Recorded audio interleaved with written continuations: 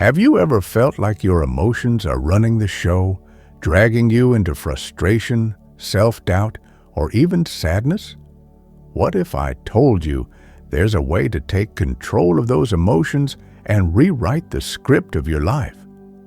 In today's video, we're diving into Master Your Emotions by Thibaut Meurrise, a life-changing book that helps you understand and control your feelings, break free from negativity, and create lasting inner peace. But here's the real game changer. Mastering your emotions isn't just about feeling better. It's about unlocking your potential to thrive in every area of life: your work, your relationships, and even your mindset. And the best part? This book gives you simple, practical steps to do just that. Stay with me till the end, because I'll not only walk you through the most powerful lessons from each chapter, but also share actionable takeaways you can start using today. By the end, you'll have the tools to transform your emotions into your greatest ally. So, are you ready to take control and live life on your terms? Let's get started. How your survival mechanism affects your emotions. Your life today is vastly different from the lives of your ancestors. You don't need to hunt animals in the wild for food because you can easily buy it from the market. You don't need to hide from or fear animals because they can't invade your home and hunt you. Despite these changes, you still possess a survival mechanism that hasn't disappeared when you are in danger. This mechanism gives you the energy to flee. The same mechanism also tends to remember negative events more than positive ones in your ancestors' time. Negative events often had dangerous consequences. For instance, if a tribe rejected you, your chances of survival significantly decreased, because who would protect you from animal attacks and share their food with you? Even today, negative events cause emotional distress. Even if there is no life-threatening danger, when your boss scolds you, it still feels bad. You still feel sad when your friend stops talking to you. This negativity bias helped our ancestors survive, but it doesn't help you much today. If your boss criticizes your work or your friend stops talking to you, it won't be a matter of life and death. However, emotional pain is something that causes us discomfort. To avoid this discomfort and stay happy, you need to actively fight against the negativity bias. Being happy can significantly improve your life. Dopamine is a neurotransmitter released in your brain when you engage in certain behaviors like eating good food. This neurotransmitter reaches your pleasure center, making you feel happy.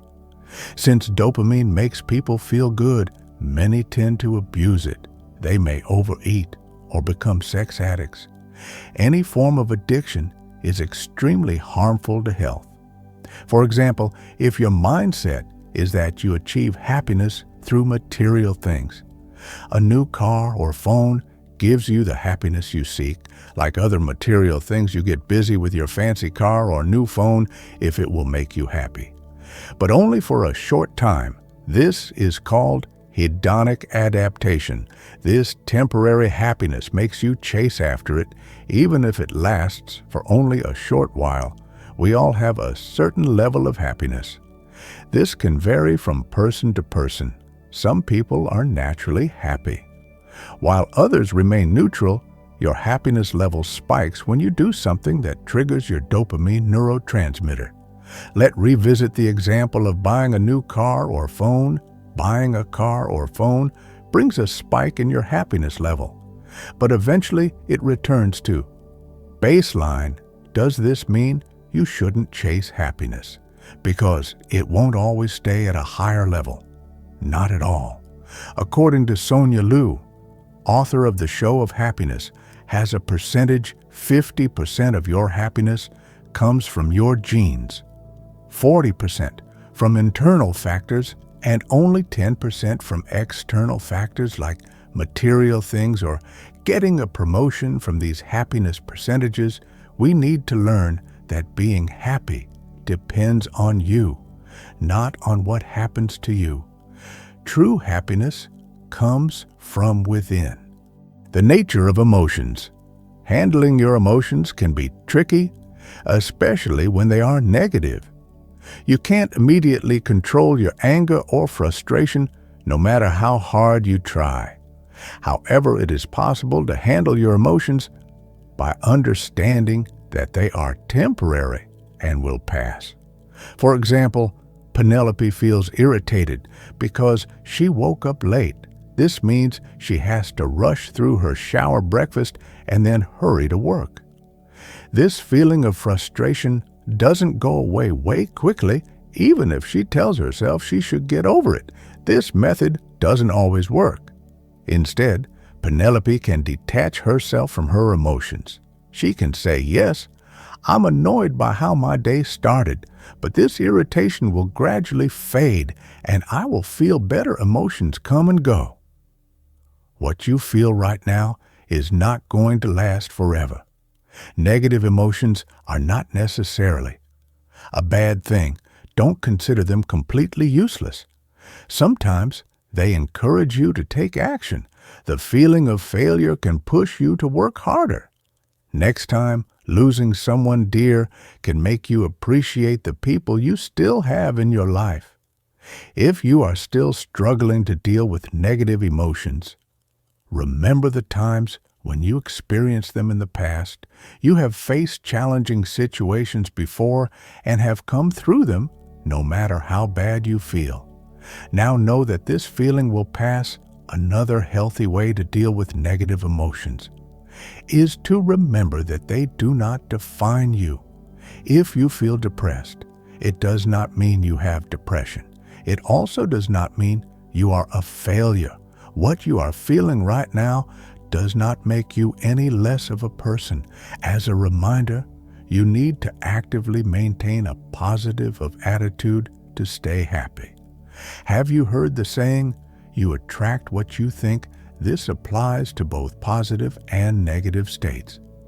Imagine you're in a bad situation. You didn't pass the test you studied so hard for, and your scholarship application got rejected.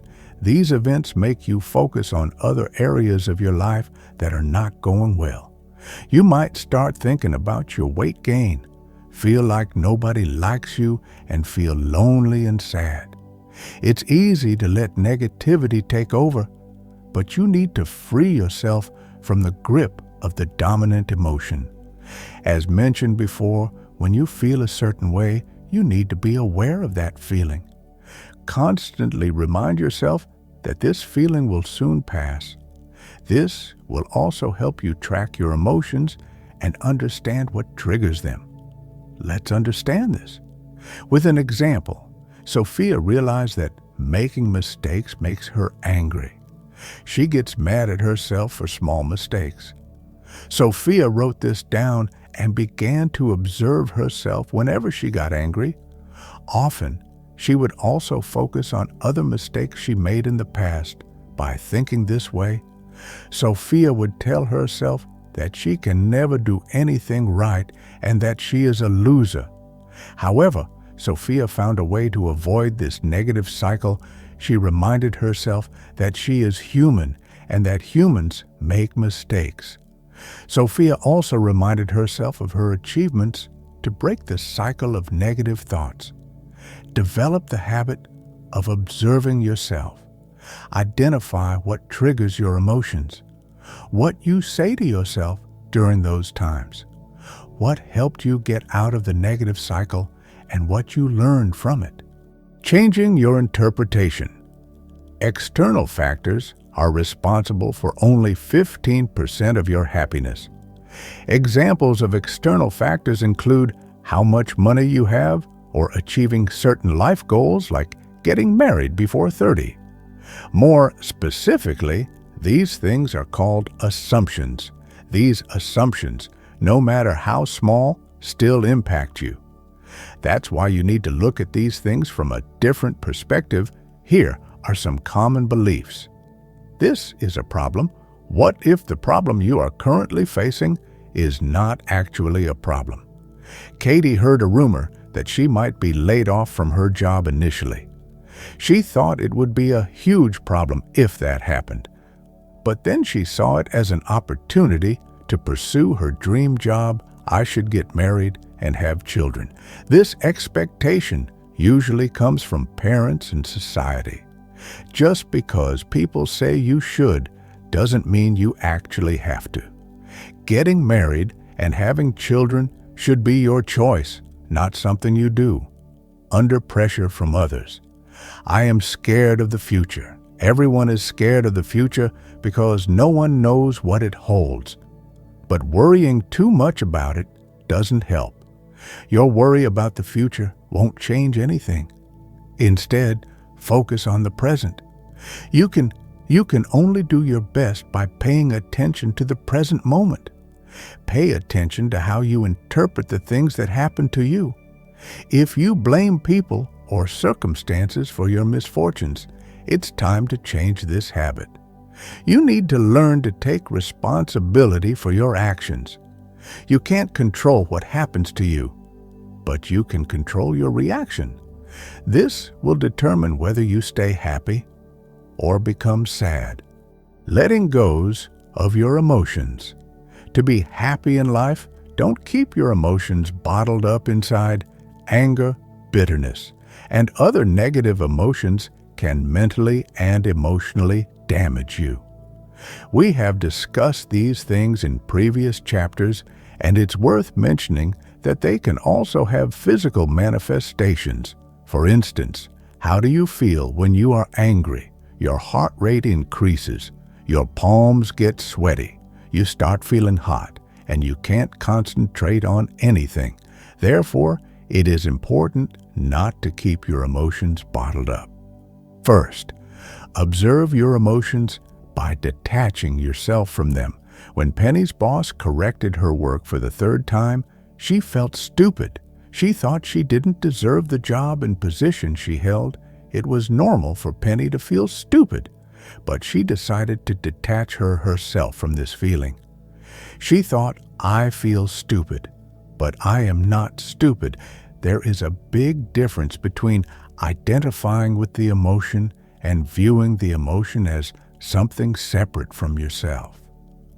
Penny also stopped feeding herself negative thoughts. Normally, Penny would recall moments when she felt stupid, which made her feel even worse about herself. So she decided not to amplify her feeling of stupidity. Second, label your emotions.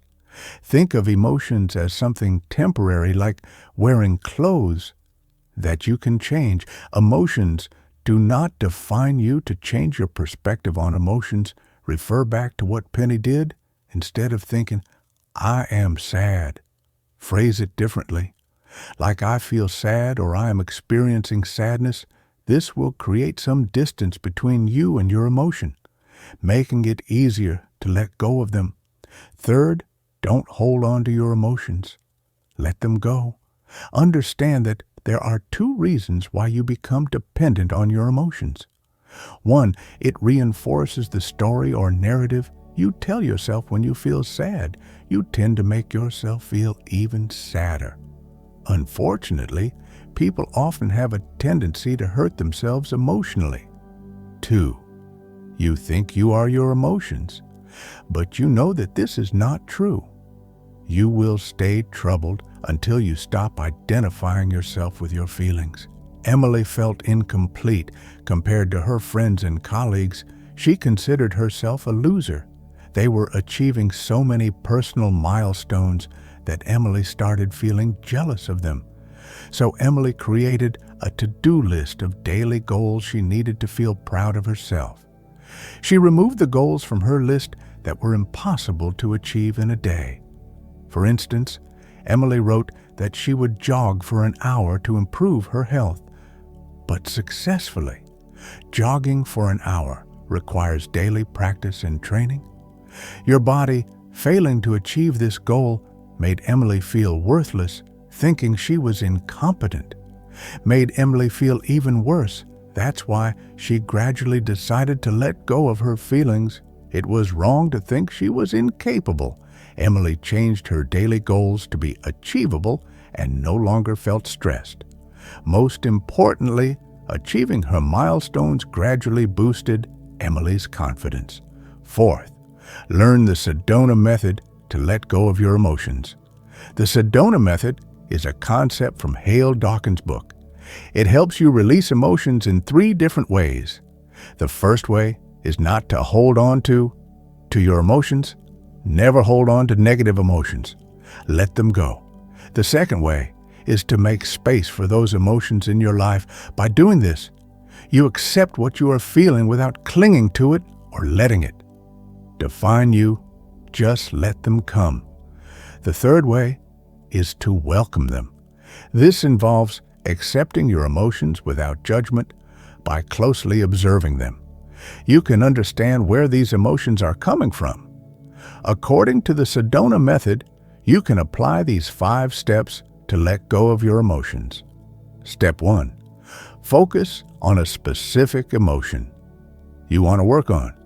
It doesn't have to be a strong emotion. It can be something simple like feeling irritated while waiting in a long line. Steps 2 and 3. Ask yourself the following questions based on the approach you choose from the 3 methods mentioned above. For the first method, can I let this feeling go? Will I let this feeling go? For the second method, can I let this feeling be here? Will I let this feeling be here? For the third method, can I welcome this feeling? Will I welcome this feeling? Try to answer each question honestly and thoroughly. There are no right or wrong answers. It's just a way to understand what you are feeling and then let that feeling be. Step 4, ask yourself when your answer should always be, now you need to release this feeling. Don't make excuses. You must let it go. No matter what step 5, repeat the entire process until the emotion you chose to focus on is gone. The Sedona method might sound so simple that you may doubt its effectiveness, right? But sometimes the simplest things can have the deepest impact on life. Even if you don't trust this process completely, you can still give it a try. Practice letting go of your emotions daily. Soon, you will become the master of your emotions. How emotions can guide you in the right direction. Emotions come and go, but just because they are temporary doesn't mean they can't change your life. Nobody wants to feel uncomfortable or unhappy in life, right? But sometimes these feelings can be a sign.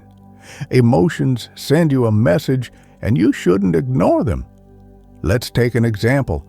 Harriet was always stressed. Nothing made her happy. Neither her job, her relationships, nor her achievements. Then one day, Harriet decided to move to a new city. This was the best decision of Harriet's life. She looked forward to each new day and found happiness in the small things. Harriet had never been so happy before. Understanding your emotions requires self-awareness. If Harriet had ignored her feelings, she would never have made such an important decision in her life. She knew she needed to change something in her life. And if she had refused to acknowledge her unhappiness, this change would never have been possible. Self-awareness gives you the ability to observe your thoughts, emotions, and behaviors. This idea is taken from Jim Detmer and Diana Chapman's book, The 10 Commitments of Conscious Leadership. Self-awareness can be practiced using a single line. Whatever you think, feel, or behave, ask yourself if it is above the line or below the line. Being above the line means being self-aware of what you are doing. It means you are in a positive state of mind. If you are curious and consciously listening, you are above the line. You allow yourself to feel what you are feeling. Appreciate things and take responsibility for your actions. Being below the line means it is difficult for you to control your emotions. Here are some typical behaviors actions, and feelings that indicate you are below the line. You continuously find faults in yourself, and others engage in arguments and gossip, and don't want your beliefs to be challenged. You start ignoring people whose opinions differ from yours. Whatever you do, first ask yourself, is this above the line or below the line? The answer will help you decide whether you should let go of your emotions. Recording your emotions. What is the purpose of recording your emotions? It is to give you an idea of how to experience more positive emotions. Before you do this, you need to be aware of your current emotional state. Observe the emotions you feel daily for a week. You can use a notebook or a piece of paper for this rate. Your feelings on a scale of 1 to 15, with 1 being the worst and 15 being the best at the end of each week. Give it a total score. Additionally, you will need to answer these questions. What negative emotions did you feel? What was the cause of these feelings? Recall the experience of the negative emotion and what interpretation you derived from it. Was your interpretation accurate? How close was it to the facts of the situation? What did you do to stop feeling the negative emotion? Did it happen naturally, or did you do something to release it? What can you do next time to avoid these negative emotions? By recording your emotions, you will achieve 2 things. First, you will be aware of them each week. This will help you maintain a positive mood or find ways to make yourself happy. Second, you can practice getting rid of negative emotions and staying happy. Conclusions. Mastering your emotions is not just about avoiding negativity. It's about creating a life filled with purpose, peace, and power. Through the insights from Master Your Emotions, you now have the tools to understand your feelings, overcome negativity, and take control of your inner world. The next step is up to you. Start applying these lessons in your daily life, even in small ways, and watch how your mindset and relationships begin to transform. If you found this summary valuable, don't forget to like this video and share it with someone who might need this message today. Also, subscribe to the channel Book-O-Pedia and hit the notification bell so you never miss our deep dives into powerful books like this one. Thank you for watching, and I'll see you in the next video where we'll explore more wisdom to help you grow and thrive. Until then, take care and master your emotions.